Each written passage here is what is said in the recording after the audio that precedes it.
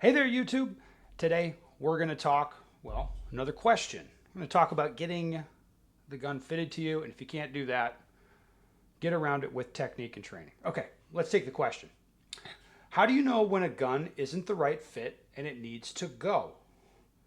And you put in parentheses, no possible modifications to change it, a Staccato HD in my case. Okay, I have been having this concern with the Staccato HD. I just can't get a consistent grip and finger placement on the trigger. Um, he describes, again in parentheses, getting my thumb on the safety and finger enough on the trigger effectively and consistently at the same time. I have small to medium hands, so I struggle with thick grips. Horizontal safeties are the 2011s. Atlas's 45-degree safeties and smaller grips are the only 2011s I have found that fit me. I've only put about 2,500 rounds through the HD at this point. Please help. Okay. Well, like you said up front, let's answer the first part of it. How do you know when a gun isn't the right fit and it needs to go?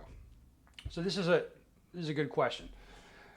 I think, and this will sound kind of counterintuitive, but you're going to get the best look at if it's a good fit for you or not early on in your interaction with the gun. All right. The more time you spend training with it, the more you adapt yourself to it.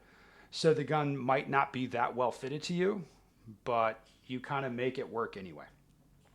A good example with that. The Glock here, Glock 47, you guys know and love it, probably just as much as I do. Probably most of you don't, but that's okay. I get the best results shooting a Glock with my finger deep in the trigger guard like this. I can get more leverage, like apply it to the trigger, and it's easier for me to push the trigger back when I have my hand like this. Now, if I just hold the gun naturally, like my finger is gonna fall on the pad, and it's just not as effective for me shooting it, right? The measurements that are important here is like back strap to face of the trigger. Like you can't, I mean, aside from changing the trigger shoe, that's tough to modify, or you can undercut it or something. But to me, instead of doing something like that, like I just change my hand position slightly, and then I'm on the trigger where I want to be, and I can grip the gun effectively. Different guns, different models, I'm going to do slightly different things. For example, on a SIG 320, I would roll my hand around like this and have my finger right here. So instead of being neutral or deep in there, I'm now a little bit more on the pad just because of the shape of the frame or whatever. That gives me the best results with that platform.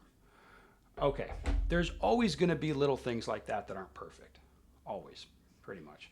But if you pick up a gun and you feel like you have a hard time reaching stuff, or it's like this doesn't feel comfortable, or honestly, if you just don't like the cut of its jib, you're like, I just don't like this gun. You don't even need a reason. Just get a different gun and find one that you like the feel of. As you start training with it, you might run into things that are an issue with the gun. And again, early on, you get a way better look at this. And it's, again, just pay attention to those issues. Like as the guy articulated it himself really well. He's having a hard time with the Staccato HD safety. It's like, well, you're telling me what the problem is, and you're 2,500 rounds in, which is, I mean, that's a fair bit of training where you've had a good look at it, and you're like, hey man, I'm struggling with this. I can't really get around it. Okay, so you should listen to that instinct. Is what I would say. That's how you know. Now, as far as the specific situation here, I got a Staccato P, similar. Like for me, I find that I also struggle bus with the grip safety. It's not that it's really horrible. It's just I have to consciously, or not now, I had to consciously kind of angle my thumb in there and get consciously on that safety as I draw the pistol. Like I had to do that for a long time. That's a whole nother like consideration or layer to my training, but it's like there is usually a technique, or I call it a cue, like a mental thing that you focus on while you're training that can get you the result you want. Probably in this guy's case, what he can do is just be very conscious of the safety, get your thumb on it like in the holster, and then up the gun comes. And then as you're conscious with that, with a lot of dry fire, more and more and more, you can probably make it work for you. There's no way around it. Does this take more training? Yep. You're going to have to train more. All right. Are you going to have to be conscious of that cue during your training? Yeah. It adds a whole nother layer to the training. Now, I agree with you. If you switch to this on my Atlas pistol with the 45-degree safeties you mentioned, after going from a staccato to this safety, it's like the safety's not an issue at all. It doesn't require any conscious thought. It's much better. All right, so let's recap it. Pay attention to your interaction with a gun early on. You get the best look, like your first impression, second impression, that kind of stuff. That's probably the most accurate. All right, that's cueing you in on what you like and what you don't. Pay attention to that stuff as you start training with the gun. Again, early on, you get a better look at this stuff. Take a look at what problems you're having and then make a little technique change, like through a cue during your training where you adjust your grip, your technique, whatever, so that you can work with the gun. That's really all there is to it. That's all you can really do.